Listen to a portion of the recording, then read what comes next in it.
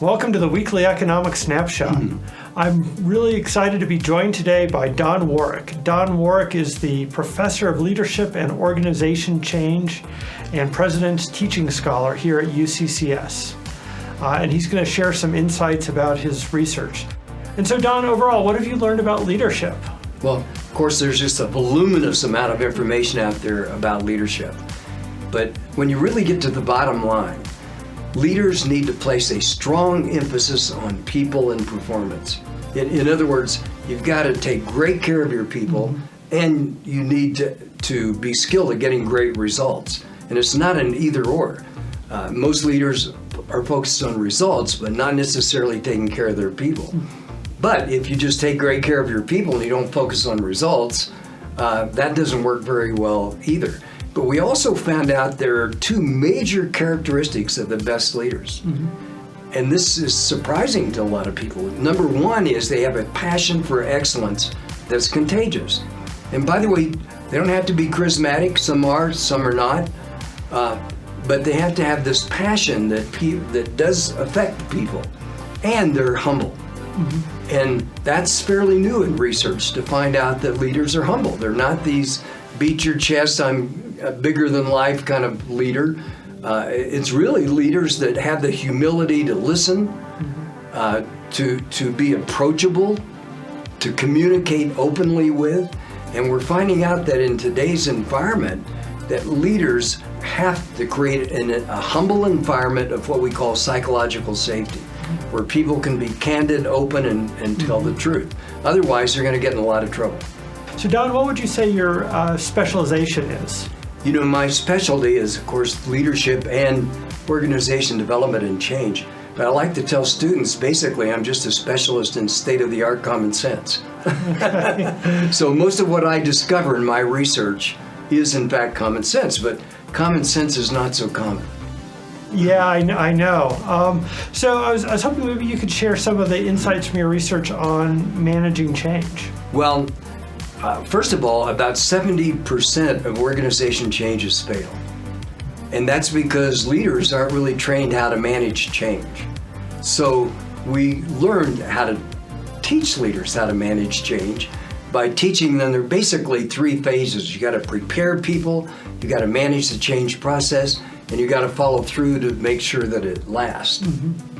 So, and I would imagine that managing change is easier if you've built a strong culture. What does your research show about building culture? Well, interestingly, culture, which didn't used to be mentioned not too many decades ago, now because of research that's connecting culture and performance, is beginning to suggest by some that culture may be the number one skill that a leader needs to have.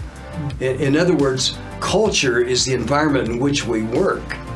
And so leaders need to become skilled at building a culture that brings out the best in people, teams, and the organization. And leaders have the number one impact on culture. In other words, the way they make decisions, the way they lead, really shapes the culture we work in. And you've also done some work related to the organization of the future. Tell us about that. Well, that's a key thing for leaders to be studying today. What's the organization of the future going to look like? And there's certainly some fundamentals. Like leaders have to lead. You've got to have skilled, what I call gold collar workers that you've trained, developed. They're motivated, they're high performers. You've got to have teamwork at the top, within teams, between teams. All that takes effort, and most leaders talk about teamwork but do little of anything to build it. And then you have to have a plan for actually building an organization that not only gets great results, but is a great place to work. But the real key for the future is what we call building a resilient organization, where people learn that change is just everyday life now. You've got to expect it. And then the organization begins to involve and engage people more so that when things do change, rather than raise a red flag, we join together, work together to try to make things happen.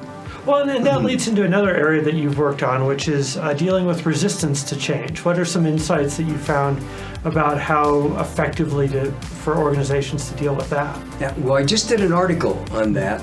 And it was called Revisiting Resistance to Change and How to Manage It, what organizations need to do about it. So what I found out was that a lot of the past thinking about resistance to change was wrong. Usually what we think about resistance to change is leaders know what to do, they tell people what to do it, and then some people resist and we label them as the bad apples. And so what we found out was, first of all, leaders are just as resistant to change as employees, sometimes more so, and that resistance isn't necessarily bad. Sometimes the resistors are the heroes rather than the villains. In other words, they see things that others don't see. And in fact, the change probably isn't going to work, and they're resisting in a logical kind of way. So we found out that we need to involve and engage resistors, and there's a point at which you have to deal with people that are just undermining the whole process. But by and large, we try to involve them, engage them, listen to them, and turn the change into a much better change because we have listened.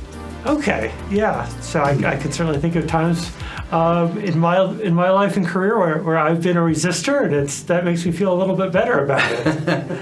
All right, very interesting. Don, thanks for joining us. Oh, it's such a pleasure to be here. And thank you all for watching. We'll see you next week.